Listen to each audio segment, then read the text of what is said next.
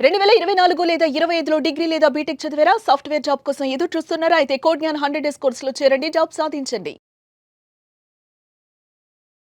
Hello everyone, welcome to Game Changers with Lasya Reddy. ఈ podcast very very important, especially మహిళలకి. ఎందుకంటే భార్యగాను, కూతురుగాను, తల్లిగాను, work చేస్తున్న మహిళగాను ఎక్కడో ఒక చోట ఏదో ఒక ప్రాబ్లం ఫేస్ చేస్తూ ఉంటారు. కానీ దానికి ఎలా రియాక్ట్ అవ్వాలి, దాన్ని రెస్పాన్సిబుల్గా తీసుకున్న ప్రాబ్లమ్ని ఎలా సాల్వ్ చేయాలని తెలియక చాలామంది వాళ్ళలో వాళ్ళు మదన పడుతూ ఏం చేయాలో తెలియని స్థితిలో కొంతమంది ఏజ్ తక్కువ ఉన్న వాళ్ళు సూసైడ్స్ చేసుకోవడం కానీ, కొంతమంది పిల్లలు ఉన్నారని అడ్జస్ట్ అయిపోవడం కానీ లైఫ్ని నరకం చేసుకుంటున్నారు. అటువంటి సిచ్యువేషన్స్ గురించి ఇవాళ పాడ్కాస్ట్లో సొల్యూషన్స్తో వచ్చేసాను. అండ్ ఆ సొల్యూషన్ పేరు పరిచయం అక్కర్లేదు. She none other than family counsellor Priya Chaudhary గారు. నమస్కారం అండి. Ma'am, first of all thank you so much ma'am. మీరు మాట్లాడే ప్రతి మాట, ప్రతి సమస్య గురించి చూస్తున్న ఎవరికో ఒకరికి సొల్యూషన్ దొరుకుతుంది. వాళ్ళ లైఫ్ చేంజ్ అయిన సందర్భాలు కూడా మనం చాలా మాట్లాడుకోవాలి. కరెక్ట్ కదా? సో ఎక్కడి నుంచి మొదలెట్టాలి అంటే మహిళ దగ్గర నుంచి మొదలెడితే ప్రతి స్టేజ్లో ఒక ప్రాబ్లం ఉంటుంది అమ్మాయికి. సో ఫస్ట్ ఇప్పుడు ఎక్కువగా జనరేషనల్ చేంజెస్ వచ్చాయి కాబట్టి ఎక్కువగా భార్యాభర్తల మధ్య అనేది చాలా సఖ్యత లేనటువంటి సిచ్యువేషన్స్ ఎదురయ్యాయి. నిజంగానే ఈ వైఫ్ అండ్ హస్బెండ్కి ప్రైవేట్ స్పేస్ అనేది ఉండాలా? ఎందుకంటే భార్య భర్త మొబైల్ చూడాలంటే భయపడిపోతుంది. చూస్తే అసలు నా మొబైల్ ఎందుకు ముట్టుకున్నావు అంటాడు భర్త. భార్య ఏమో ఈయన 10 మంది దగ్గర తిరుగుతూ ఉంటాడు, వర్క్ చేస్తూ ఉంటాడు, ఎక్కడ నా చేయి దాటిపోతాడేమో అని భయము. ఇంకా అసలు దీన్ని సొల్యూషన్ నిజంగానే ప్రైవేట్ స్పేస్, మొబైల్స్, ఎవరి మొబైల్స్ వాళ్ళు పాస్వర్డ్స్ తెలియకుండా ఉండాలా నిజంగా వైఫ్ అండ్ హస్బెండ్? నేనేమంటానంటేనమ్మా, ఇక్కడ ప్రైవసీ ఉండద్దా అనంటే ఉండాలి, ఖచ్చితంగా ఉండాలి. ఎప్పుడు ప్రైవసీ అని నేను అంటాను అనంటే, ఇప్పుడు భర్తకి సంబంధించి బిజినెస్కి సంబంధించినటువంటి ప్రైవసీ పెట్టుకోవడంలో తప్పలేదు. అలాగే భార్య కూడా తన పుట్టింటికి సంబంధించినటువంటివి ఏవైనా, ఎందుకనంటే అన్నీ కూడా భర్త యాక్సెప్ట్ చేయడు, అన్నీ కూడా అత్తింటి వాళ్ళు యాక్సెప్ట్ చేయరు. కొన్ని పెట్టుకోవచ్చు. ఆ ప్రైవసీ ఎప్పుడూ కూడా నీ బంధాన్ని నా బంధాన్ని తక్కువ చేయకూడదు, అనుమానించకూడదు. భార్యాభర్తలు ఎప్పుడు కూడా ఎలాంటి ప్రైవసీ పెట్టుకోవాలంటే వాళ్ళిద్దరూ ఒక మాట అనుకోవాలి. నీ బంధము నా బంధం మధ్య ఎలాంటి పొరపచ్చాలు రాకుండా ఉండేటటువంటి ప్రైవసీ నిజంగా అలౌ చేయొచ్చు.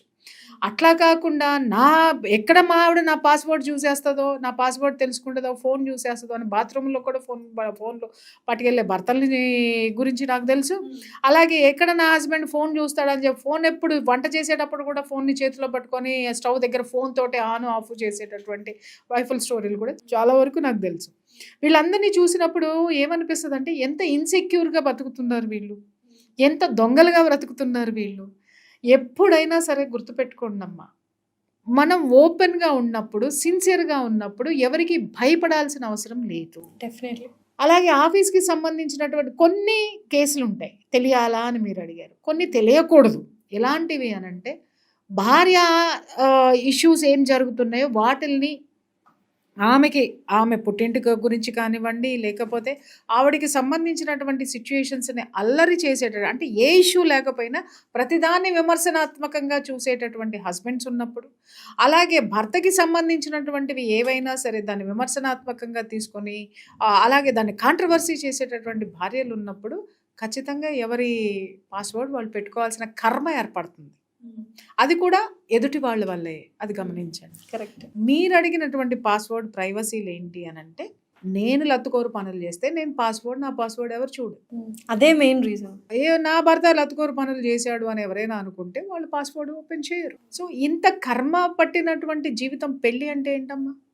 పెళ్ళి అంటే ఏంటి? ఒక నమ్మకం. నువ్వు ఎక్కడ నమ్మకం లేకుండా ఉన్నప్పుడు నువ్వు తాళి కట్టుకుని ఏం చేస్తున్నావు? కట్టి ఏం చేస్తున్నావు? కట్టించుకుని ఏం చేస్తున్నావు? ఒక్కసారి తాళి కట్టే ముందు ఆలోచించండి. మీరు కడుతున్నది తాడు కాదు, ఒక మూర తాడు కాదు, మీరు కట్టేది నమ్మకాన్ని కడుతున్నారు. అర్థమైందా? అలాగే నువ్వు పట్టుకునేటటువంటి నీ హస్బెండ్కి నువ్వు అందించేటటువంటి చెయ్యి ఏదైతే ఉంటుందో అది నమ్మకం. అలాగే హస్బెండ్ కూడా భార్య మెడలో కట్టేటటువంటిది నమ్మకము. దానికి తాళి అనేటటువంటి పేరుంది. ఆ తాళికి మరో పేరే నమ్మకము, విశ్వాసము. ఒకళ్ళ పట్ల ఒకళ్ళకి నమ్మకం ఉండాలి, ఒకళ్ళ యాటిట్యూడ్ పట్ల ఇంకొకళ్ళకి విశ్వాసం అనేది డెఫినెట్గా ఉంది. ఇప్పుడు పెళ్ళి అనగానే చాలామంది భయపడుతున్నారు, అబ్బాయిలైనా అమ్మాయిలైనా. పెళ్ళి అయిన వాళ్ళు పెళ్ళి వద్దు అని కరాఖండిగా చెప్పేస్తున్నారు.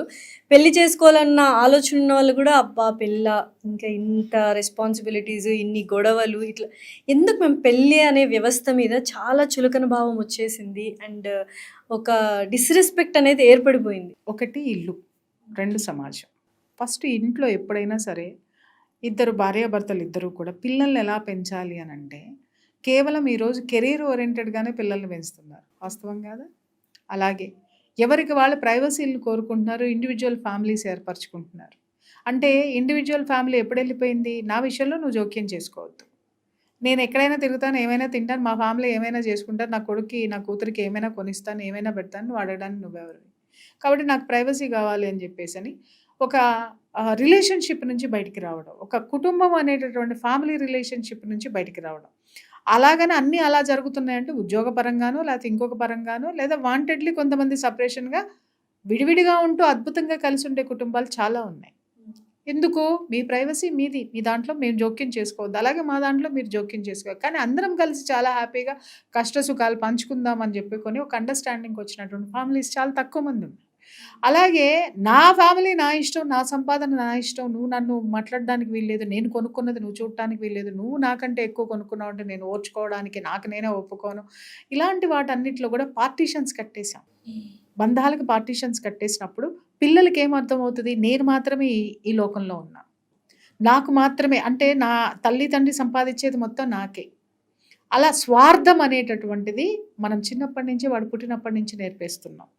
సపరేట్ ఇల్లు తీసుకొని బంధాలని బంధుత్వాలని అన్నిటిని వదిలేసుకొని మనం మాత్రమే ఈ లోకం, మనం మాత్రమే ఉండాలి. పిల్లల ముందే అన్ని మాట్లాడేసుకుంటూ ఉంటాం, మీ అమ్మ ఇట్లా, మీ నాన్న ఇట్లా, మీ బాబాయ్ ఇట్లా, ఇట్లా, వాళ్ళు అట్లా. ఇది చాలా చెత్త టాపిక్ అన్నమాట.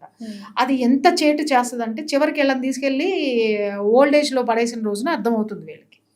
అప్పుడు ఏంటి అని అంటే నేను 6 కోట్లు రాసి ఇచ్చా నా కొడుక్కి, నేను 10 కోట్లు రాసి ఇచ్చా నా కొడుక్కి, నేను 2 కోట్లు ఇచ్చా నా కూతురికి, నన్ను బయట పడేశారు అని అంటే నువ్వు డబ్బు మాత్రమే నీ బిడ్డ దగ్గర మాట్లాడావు, కానీ రిలేషన్షిప్స్ వాల్యూస్ గురించి నీ బిడ్డకి నేర్పలేదు.